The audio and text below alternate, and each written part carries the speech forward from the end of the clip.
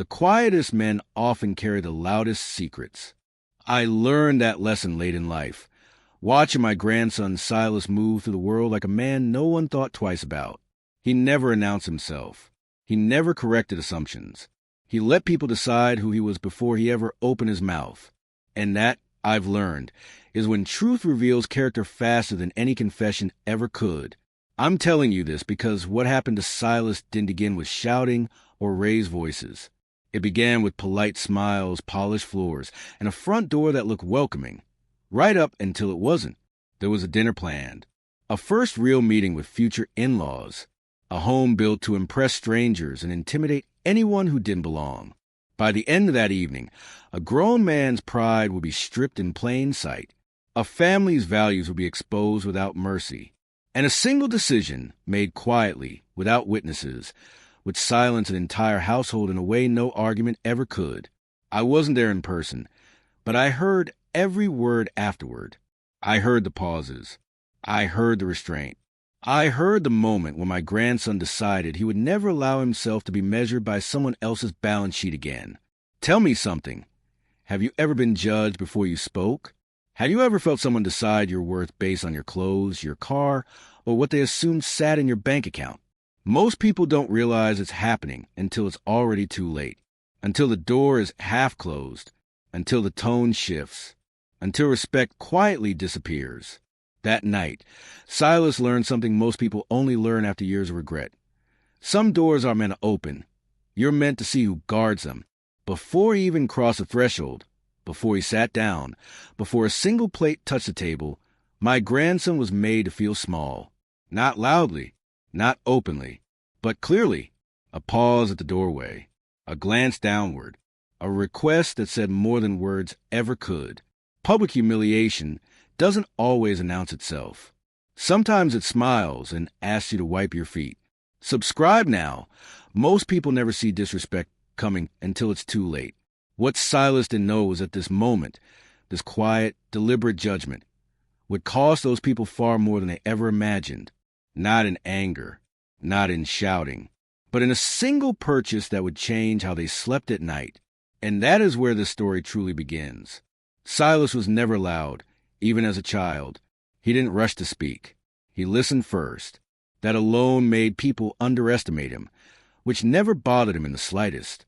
Some children crave attention. Silas valued clarity. He wanted to understand how things worked. Buildings, bridges, systems that held weight without drawing attention to themselves. We didn't raise him in excess. We raised him in balance. Enough to feel safe, enough to learn discipline. If something broke, you fixed it. If you wanted something new, you learned patience. Silas carried those lessons like a compass, not a burden. Even then, he disliked waste. He'd keep shoes long after others replaced them. He'd say, "They still work, Grandma. Why pretend they don't?"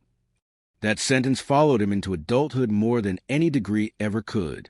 When Silas's career took off, most people expected a visible shift. Bigger apartment, flashier car, labels stitched where everyone could see them. None of that came. He kept the same habits because they made sense to him. A reliable car mattered more than a new one. Clothes were chosen for comfort and durability, not for attention. His home stayed quiet and simple because, in his words, noise costs money and peace is expensive enough already. People often confuse simplicity with lack. Silas never did. He understood something most people don't. Comfort isn't something you buy once. It's something you maintain by refusing to live for other people's approval. Silas wasn't just an engineer. He was a problem solver trusted with projects where failure wasn't an option. His specialty wasn't flashy structures meant to be photographed. It was infrastructure that had to hold under pressure. Tech campuses, research facilities, projects backed by money so serious it required silence. He worked on designs that supported entire ecosystems of innovation. Buildings where mistakes meant lawsuits, delays, and losses no one wanted to speak about. That's why his phone rang when others didn't. That's why contracts followed him, not the other way around. And yes, the money followed too, more than most people would ever guess. But Silas never tied his identity to that number. To him, income was a result, not a personality. I remember the day he said it to me. We were sitting at my kitchen table, paperwork spread between cups of cooling tea. "Grandma," he said, calm as always, "money is a tool, not a billboard. The moment you advertise it, you invite people who don't care who you are." That wasn't bitterness speaking. It was observation. He'd seen colleagues change overnight. Friendships turning transactional, conversations shifting toward expectations. He wanted no part of that, so he chose anonymity. Not secrecy for the sake of deception, but privacy as a form of self-respect. If you passed Silas on the street, you wouldn't look twice. That was intentional. He didn't want attention before trust. He wanted to be evaluated by his actions, not his access. Even those closest to him knew only what he chose to share.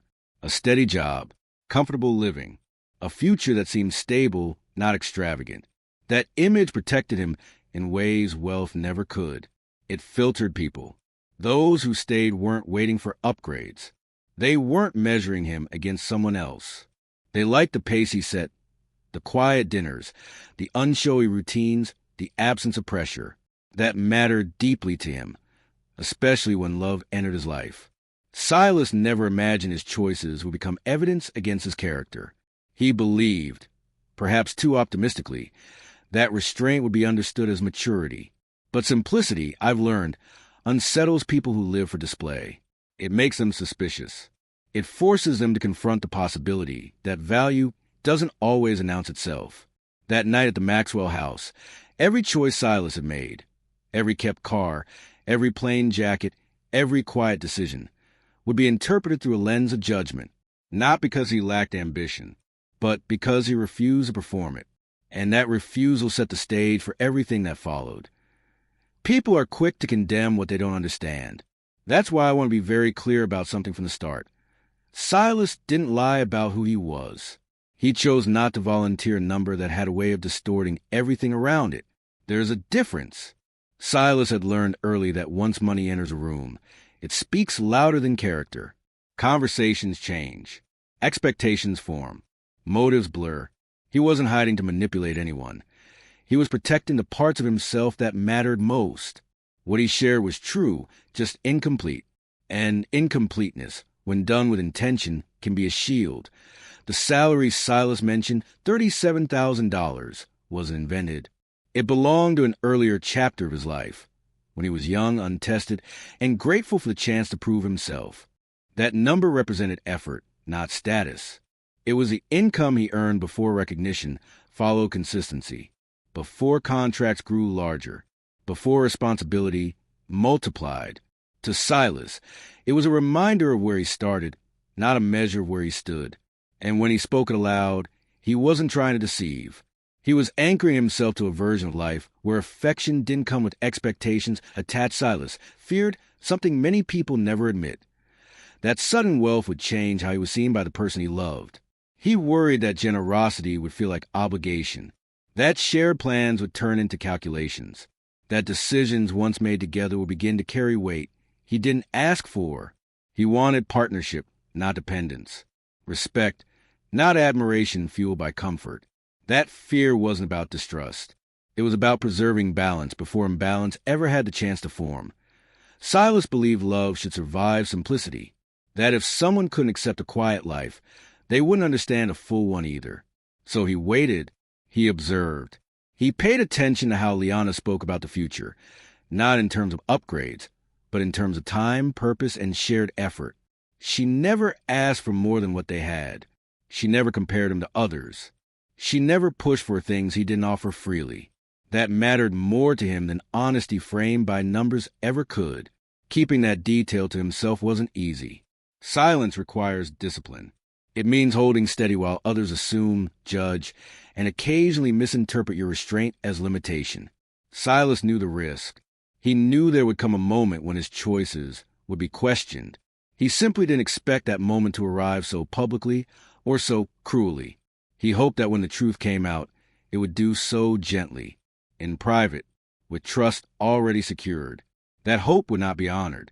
Some people will say he should have disclosed everything immediately. That transparency demands full access. I understand that argument. But what Silas guarded wasn't control, it was clarity. He wanted to know who stood beside him before the noise began.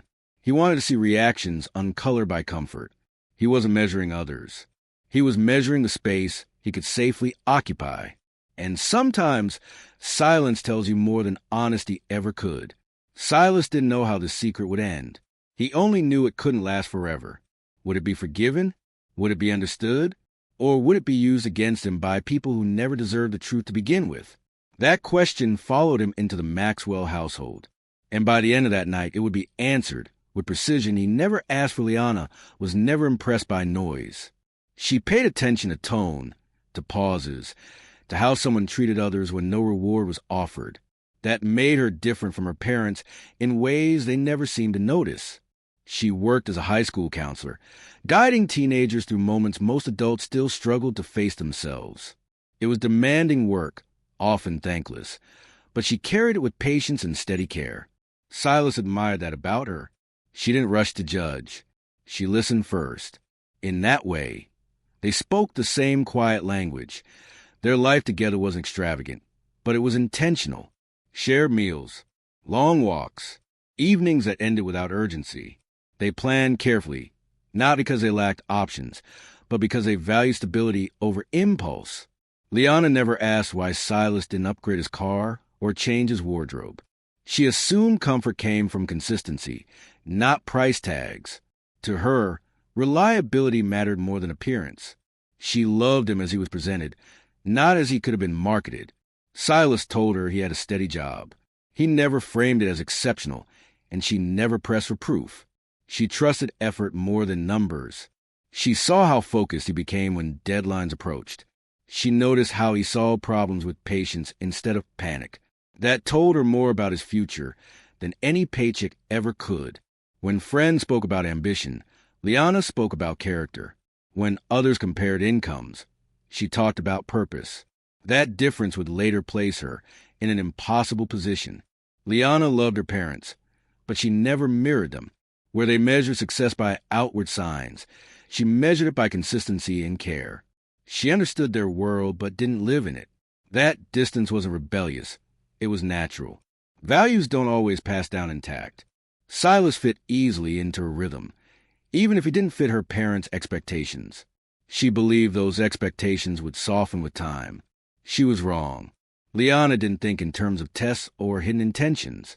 She believed honesty revealed itself through behavior, not declarations. Silas never demanded admiration. He never leaned on her. He never spoke down to her work. Those things mattered to her far more than access or comfort. So when he remained modest, she accepted it as preference, not limitation. She trusted him without question. Liana pictured a life built on mutual effort, a home chosen for peace, not proximity to status, a marriage where decisions were shared, not dictated by comparison. She never asked Silas to prove anything. She didn't need evidence to feel secure. That trust would soon be tested, not by Silas, but by the people who claimed to know what was best for her. What Liana didn't know was that her parents were preparing to weigh Silas long before they met him. They had already formed conclusions based on fragments and assumptions. She walked into that dinner believing everyone wanted the same thing: clarity, connection, and a shared future. She had no idea she was walking into a judgment she hadn't agreed to, and that is what made what followed so devastating. The Maxwell home didn't whisper comfort. It declared status. Everything about it was meant to be noticed. Size, symmetry, shine. It was the kind of place built to remind visitors where they stood before a single word was exchanged. Alistair Maxwell thrived in that environment. Years in court had taught him how to command a room without raising his voice. He spoke with certainty, even when he wasn't asking questions. His confidence wasn't rooted in kindness. It was rooted in leverage. To Alistair, success followed a simple formula: prestige earned, prestige displayed. If achievement wasn't visible, it didn't count. He believed respect was something people owed him by default. He rarely considered whether he earned it. He expected his daughter's future to reflect his standing. Anything less felt like an insult, not just to him, but to the life he believed he had built correctly. Silas, unseen and unmeasured, already represented a problem that Beatrice's authority came from presentation. She ran her boutique the same way she ran her life. Polished, selective, and unforgiving toward anything that didn't fit the image she curated. To her, taste was moral. Labels signaled discipline. Expense implied effort. She didn't ask who someone was. She asked what they wore. And she had already decided Silas would disappoint her. Long before the dinner invitation was sent, the Maxwells had already built a future for Liana in their minds. It included a certain kind of home, a certain circle, and a certain kind of husband. They spoke about provision as if it were a competition. They framed security as something only money could guarantee. What they never considered was whether their definition of success left room for dignity. Silas's name came up often in their private conversations, not with curiosity, but with doubt. They questioned his drive. They questioned his prospects. They questioned whether he would ever be able to support the life they believed their daughter deserved. What they never questioned was their right to judge. That assumption would cost them dearly. People like the Maxwells are unsettled by restraint.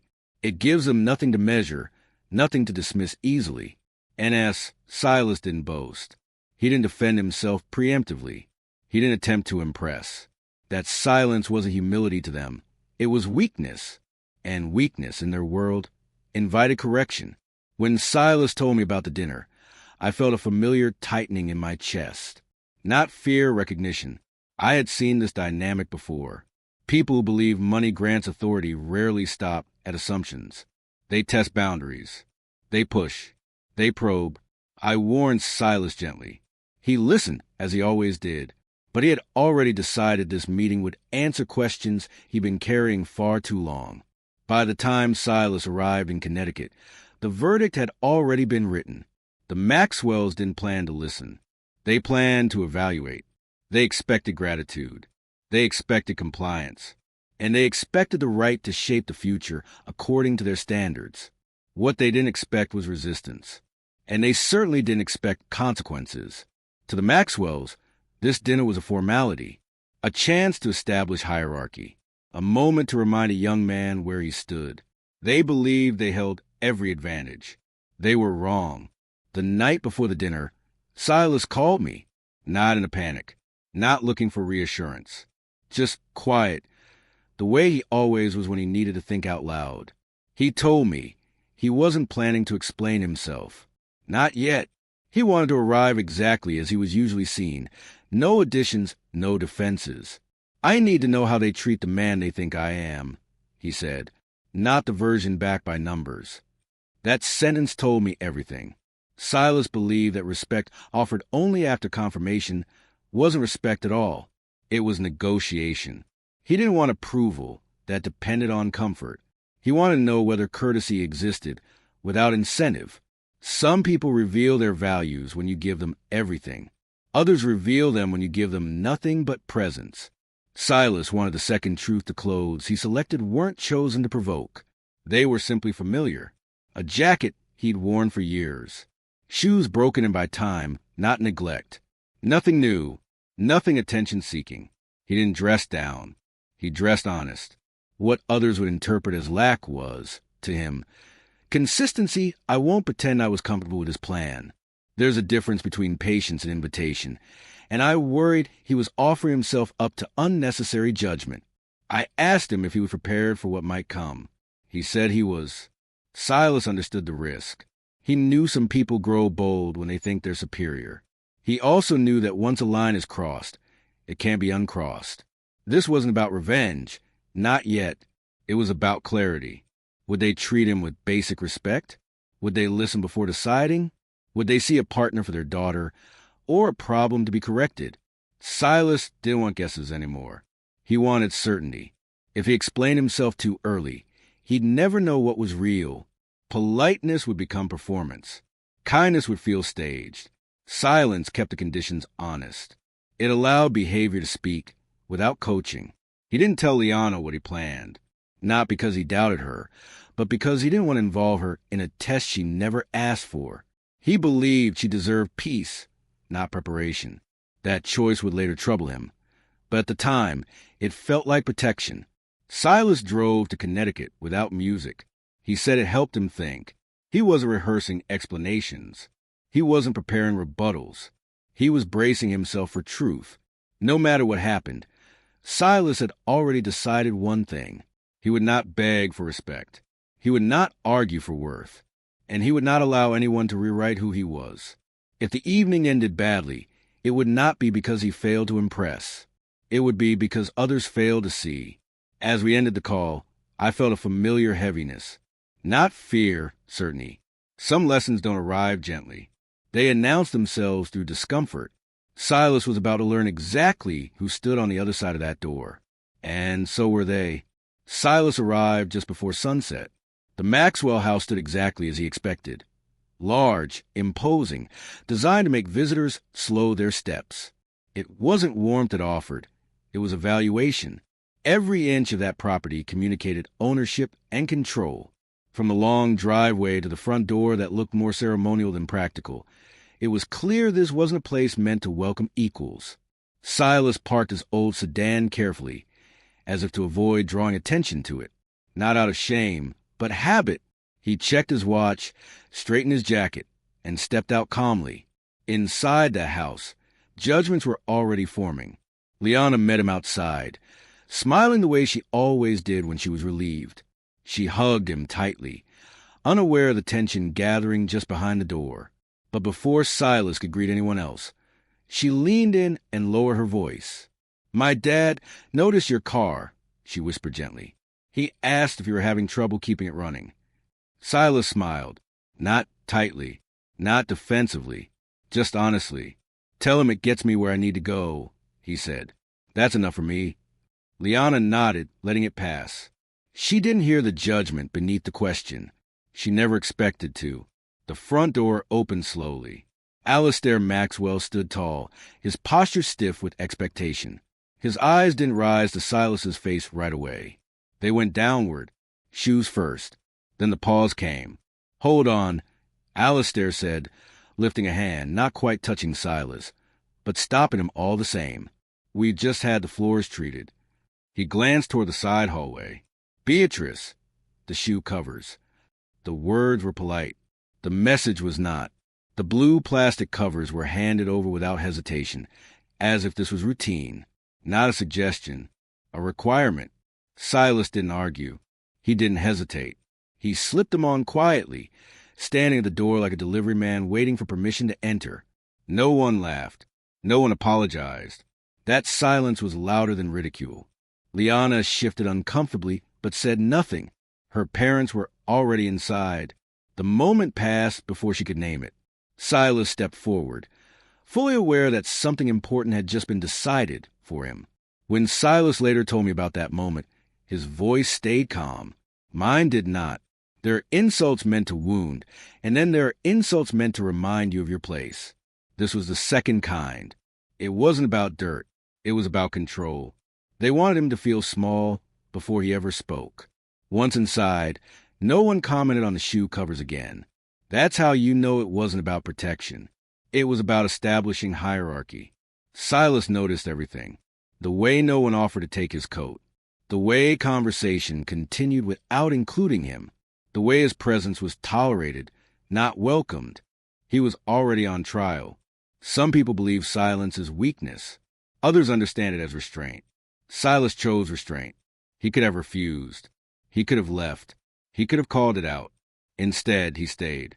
Not because he lacked pride, but because he wanted to see how far they were willing to go when they believed he had nothing to offer them. That answer was coming quickly. Public humiliation rarely announces itself. It hides behind manners. It borrows politeness to avoid accountability. And most people don't realize it's happening until they're already inside the room, wearing someone else's rules. If this moment unsettled you, stay with us. This is where people reveal themselves. The dining room was already set. Everything arranged with care. Everything chosen to impress. Silas took his seat quietly. The shoe cover stayed on, and as plates were lifted and glasses filled, no one noticed a line they had crossed. But Silas did, and so did I. Dinner began the way formal dinners often do, with polite noise and careful posture. Crystal clinked. Linen rested heavy on the table. Everything looked expensive, and none of it felt welcoming. Silas sat straight, hands folded loosely, listening more than speaking. He wasn't nervous. He was observant.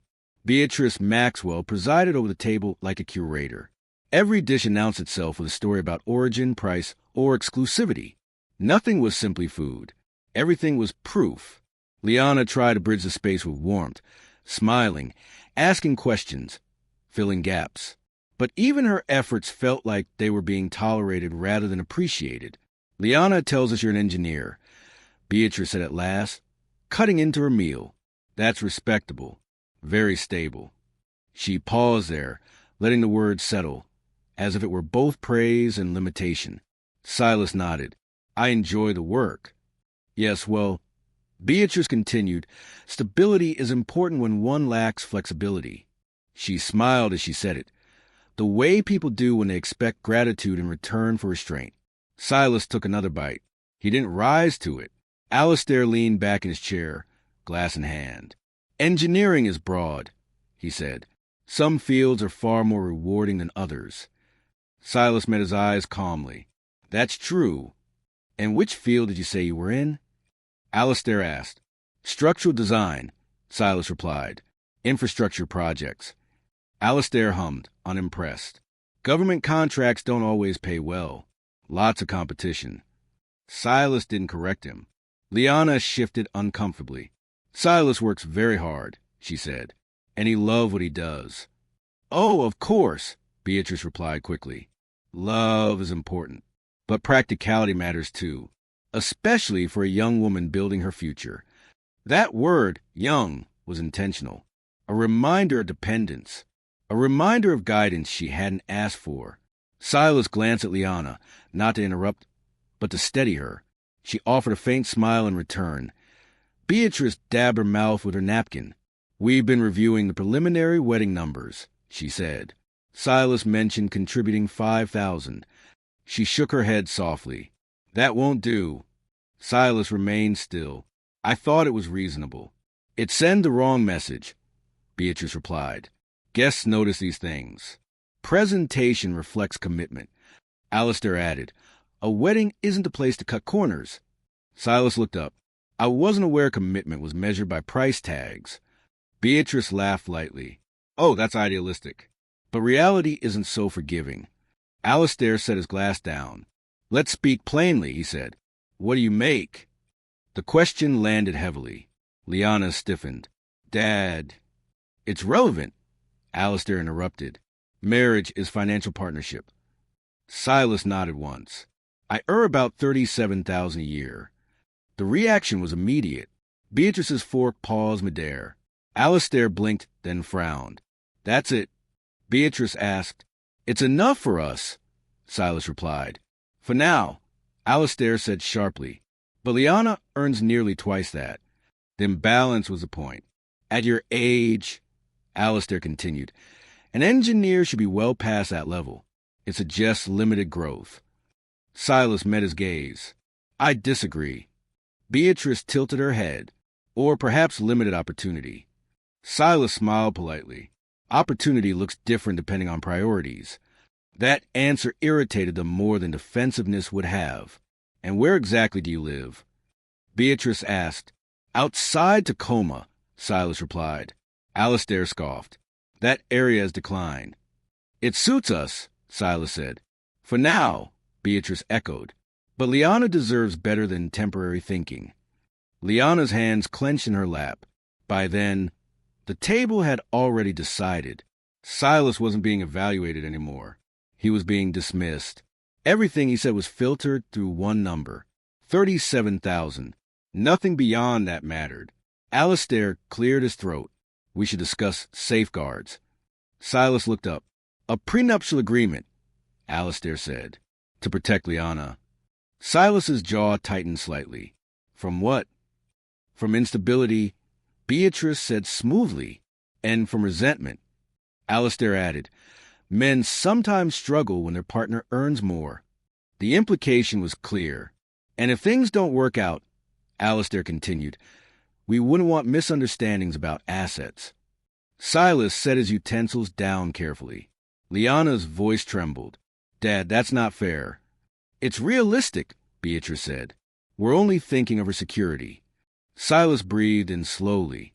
When Silas told me this part, he paused, because this wasn't concern. This was character assassination. Served politely, they weren't protecting Liana. They were warning Silas. The table grew quiet. No one spoke for several seconds. Silas looked at Liana, then back at her parents. He hadn't raised his voice. He hadn't defended his worth.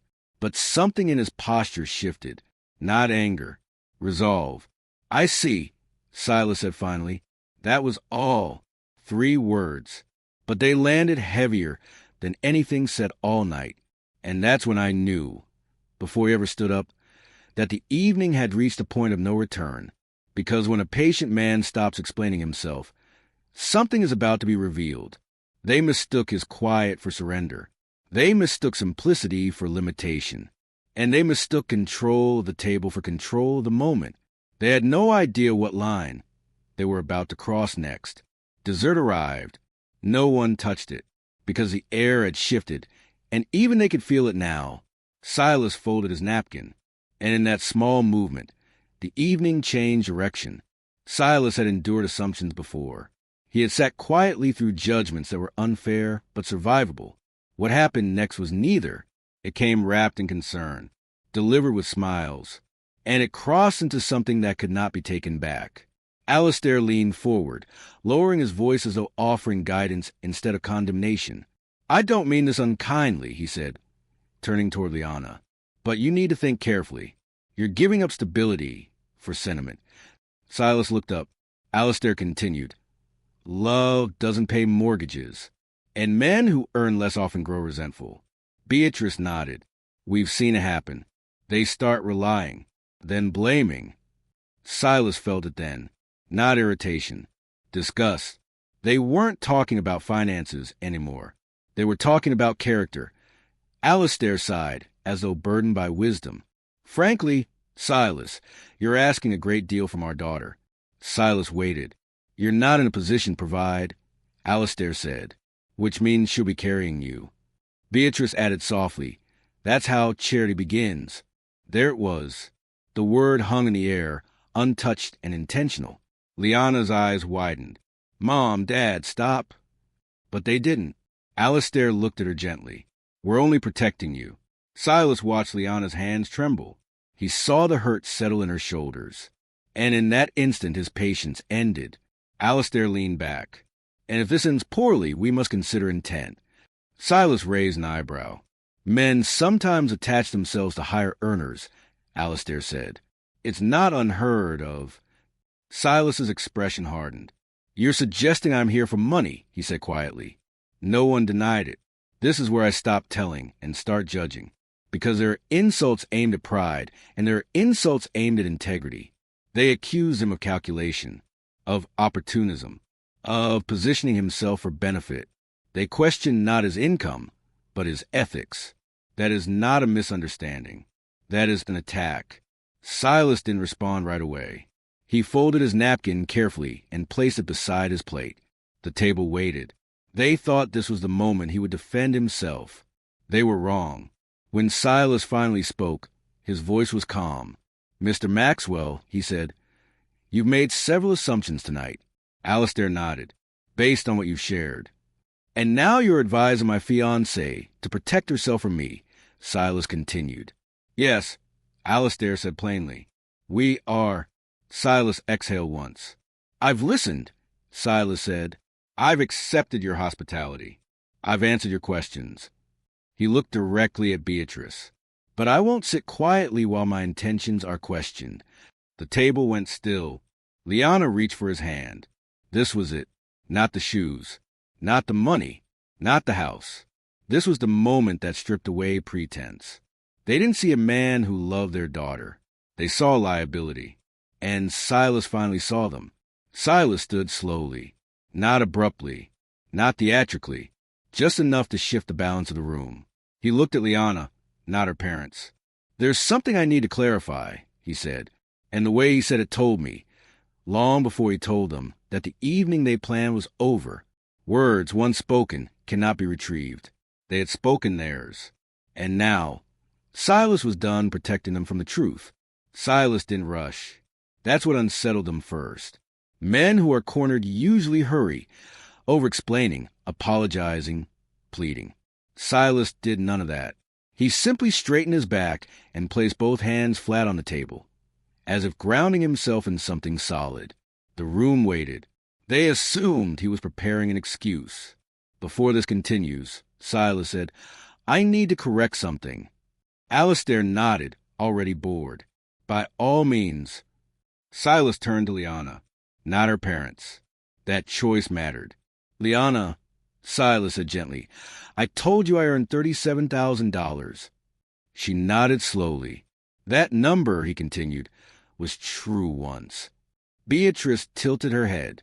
Once. Silas reached into the inside pocket of his jacket. And this time no one smirked. He placed a single card on the table. Heavy stock. Clean print. Silas Thorne, CEO/lead structural engineer, Aegis Design Group. Alistair leaned forward. Beatrice froze. Neither of them spoke. Beatrice whispered it before she could stop herself. Aegis. Her voice wasn't sharp anymore. It was uncertain. That firm designs a new transit hub, she said. Silas nodded once. Silas placed a second item beside the card. A folded document. He opened it just enough. My current base income, he said calmly, is $530,000 a year. No emphasis. No pride. Just fact. No one interrupted. No one laughed. The air didn't move. Liana's breath caught. Alistair stared at the table as though it had betrayed him. Beatrice was the first to recover. Her posture softened. Her tone warmed. Oh, she said. Why didn't you say so? That sentence told me everything. Alistair cleared his throat. Well, he said, forcing a smile, that certainly reframes things. Silas looked at him steadily. No, Silas replied. It reveals them. Liana stood. Why didn't you tell me? She asked, voice trembling. Silas nodded.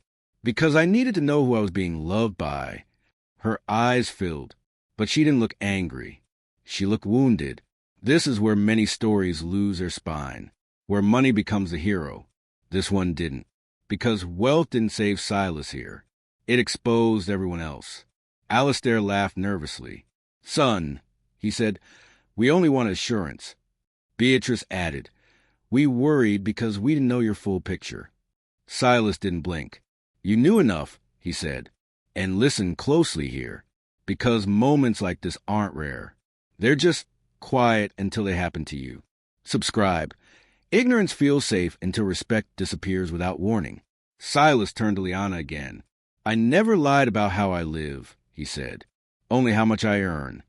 He gestured to his clothes. This is me. Beatrice reached for his hand. We're thrilled, she said. This changes everything. Silas gently withdrew. No, he said. It confirms it. Alistair tried one last angle.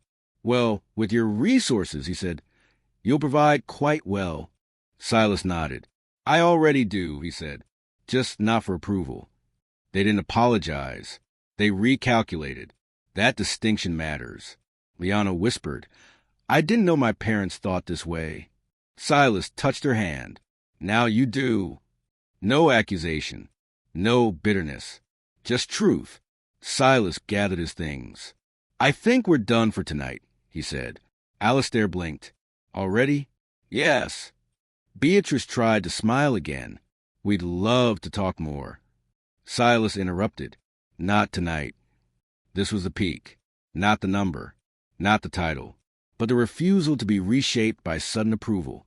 As Silas stepped back, he paused. One more thing, he said, and when he said it, even I felt the room tighten, because what followed was an explanation.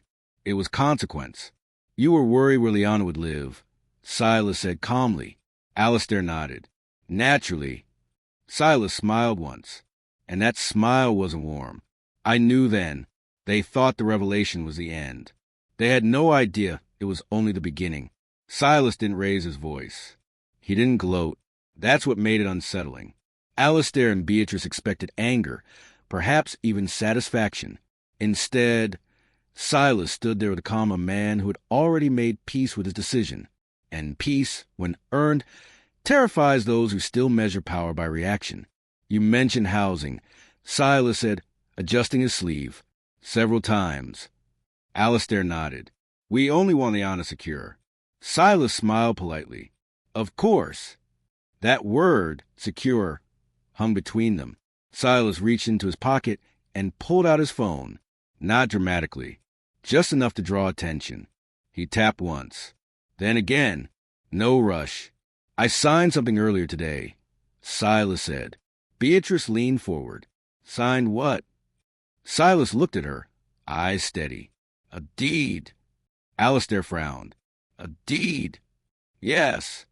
Silas turned the phone so they could see the screen. Property transfer confirmation. Completed. Beatrice squinted. That address, she whispered. Isn't that? Silas nodded. Next door. The room stopped breathing. Alistair's face drained of color. That property, he said, voice thin, was listed for years. Silas nodded again. It was... They knew the house. 5 bedrooms. Wide grounds. A pool big enough to reflect pride back at its owner. They had complained about losing it more than once. With what funds? Beatrice asked, barely audible. Silas gestured to himself. The same ones you judged insufficient. Silas didn't smile wider, didn't explain further. He let the fact sit. That restraint was the message. Alistair's shoulders slumped.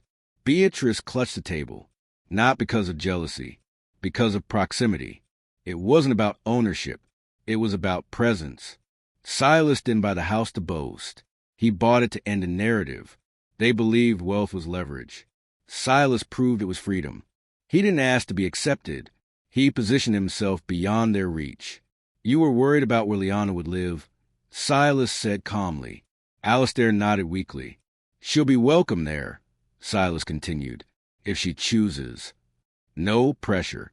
No demand. Just choice. Well, she said quickly, that's neighborly. Silas met her gaze. I value quiet, he replied. No one laughed. No one spoke. Because there was nothing left to say. This was revenge driven by spite. It was precision. He didn't take from them. He stood beside them, untouchable. Silas added one thing. I'll be moving in next week. Not threatening. Not proud. Certain. Alistair swallowed. Beatrice looked away. They realized then what couldn't be undone. They would see him. Every day. Silas didn't need apologies. Didn't need approval. He needed distance. And he purchased it cleanly. Some people seek revenge by destroying others. Silas chose something better. He made himself unreachable. Silas didn't linger. That alone separated him from the people sitting at that table. Men who win to prove something usually stay to watch the reaction. Silas had already learned what he needed. He reached for his COA. Liana rose quickly. Wait, she said. Her voice wasn't pleading. It was searching. Silas turned to her, giving her his full attention. Not her parents. Just her. I never wanted this, she said quietly. Silas nodded. I know. I didn't hide my life from you, Silas said. Only the numbers. Liana swallowed. Why? Because love should survive without leverage. He replied. That answer mattered. He wasn't defending himself anymore. He was explaining his values. I won't ask you to choose tonight, Silas said. Liana's eyes filled. Thank you. Silas looked past her parents. Not at them. Past them. I won't negotiate respect, he said evenly. Beatrice opened her mouth. Closed it again. Alistair stared at his hands. Silas didn't need their reaction. When you're ready, Silas said softly, you know where I'll be. He didn't say if. That distinction was intentional. He left space, not pressure. That's what real confidence looks like. Silas moved toward the entryway. The plastic booties sat near the marble floor. He stepped out of them, without comment, left them behind. He didn't need to say anything. The message was clear. He entered once on their terms. He left on his own. Outside, his old sedan waited. Unchanged. reliable. Silas unlocked it without hesitation. He didn't trade it in, didn't explain it. That car wasn't an act. It was a choice. Silas paused briefly. Not at the house. At the door. Then he turned away. He didn't leave angry. He left clear. That matters. Inside, Alistair and Beatrice sat in silence. Not offended. Exposed. Dignity doesn't shout. It exits when the conversation stops being honest. Walking away costs more than staying. Silas paid it willingly. He drove off without music, without hurry, just certainty. And that, my dear listener, is how a man proves his worth, by refusing to argue for it. When you live long enough, you learn something important. Events don't reveal people. Pressure does. That dinner didn't create greed or judgment. It exposed what had already been living comfortably in that house. Many of you listening will think this story is about money. It isn't. Money was just a light switch. Character was the room. Alistair and Beatrice didn't fail because they misjudged a salary. They failed because they misjudged a man. They saw value only after numbers appeared. And by then, respect was already gone. If respect requires proof, it isn't respect. It's negotiation. And love that needs negotiation doesn't last. Silas didn't win by buying a house. He won by refusing to shrink. He didn't correct them to be admired. He corrected them to be free. As for Liana, I won't speak for her choices. Only this. Love without conditions feels gentle. Love with conditions feels heavy. And weight, over time, breaks even the strongest bonds. Ask yourself something honestly. If someone treated you with less care before knowing your worth, would their kindness after feel real or convenient? People obsessed with status fear simplicity, because simplicity removes control. You can't impress someone who isn't impressed. Never confuse tolerance with weakness. Silas tolerated mockery. He did not accept disrespect. There is a difference. Remember this. The quiet ones aren't empty. They're selective, and they notice everything.